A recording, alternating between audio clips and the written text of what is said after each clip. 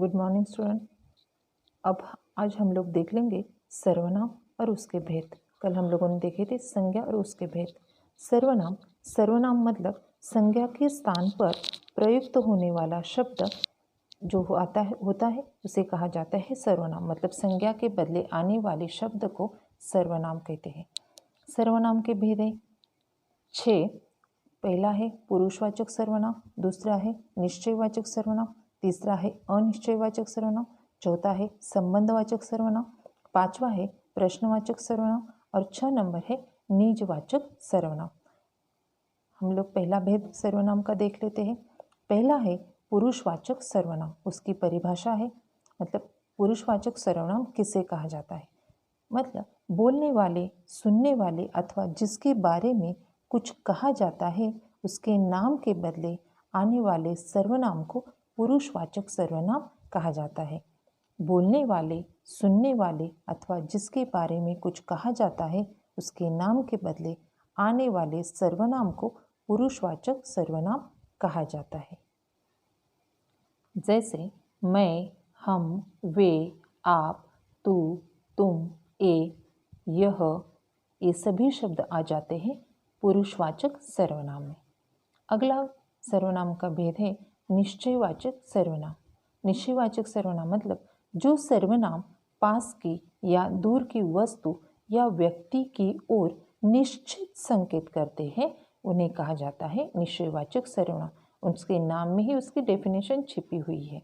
जैसे यह मेरा घर है, वह पत्र तुम्हारा है।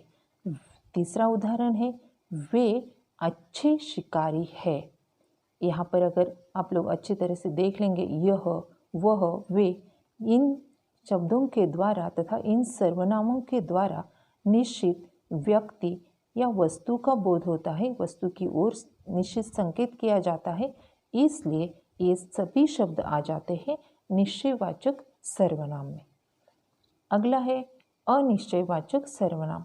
जिस तरह से निश्चयवाचक सर्वनाम में निश्चित संकेत का बोध होता है, तो यहाँ पर अनिश्चयवाचक सर्वनाम में किसी भी निश्चित वस्तु का या व्यक्ति का बोध नहीं होता।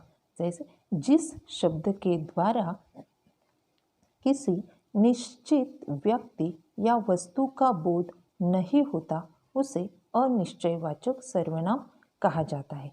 जैसे कुछ करो तभी कुछ मिलेगा, कई लोग नारे लगा रहे थे।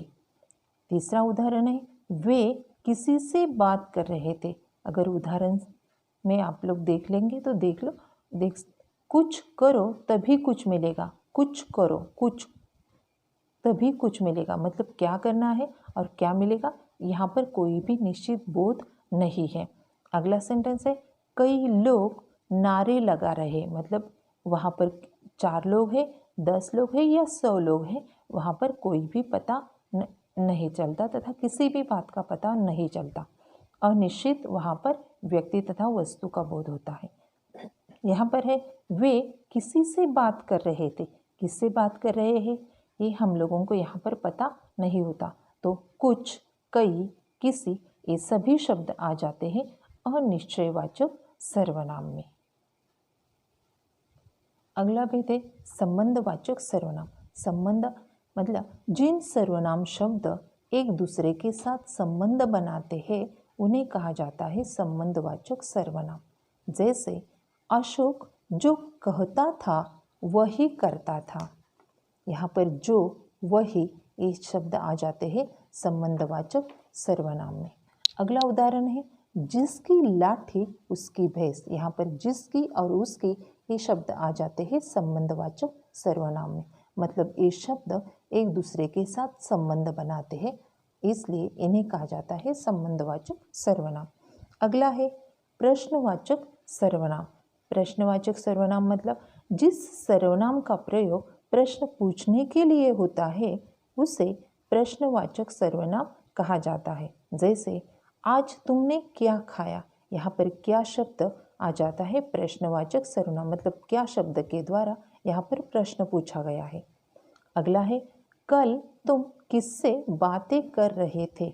यहाँ पर किससे इस शब्द के द्वारा प्रश्न पूछा गया है, प्रश्न का बोध होता है, इसलिए किससे ए शब्द हो गया प्रश्नवाचक सर्वनाम।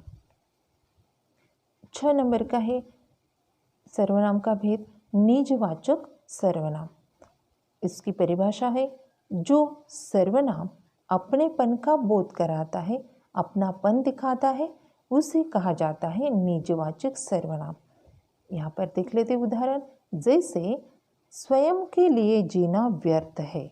यहाँ पर स्वयं ये शब्द आ जाता है निजवाचक सर्वनाम में।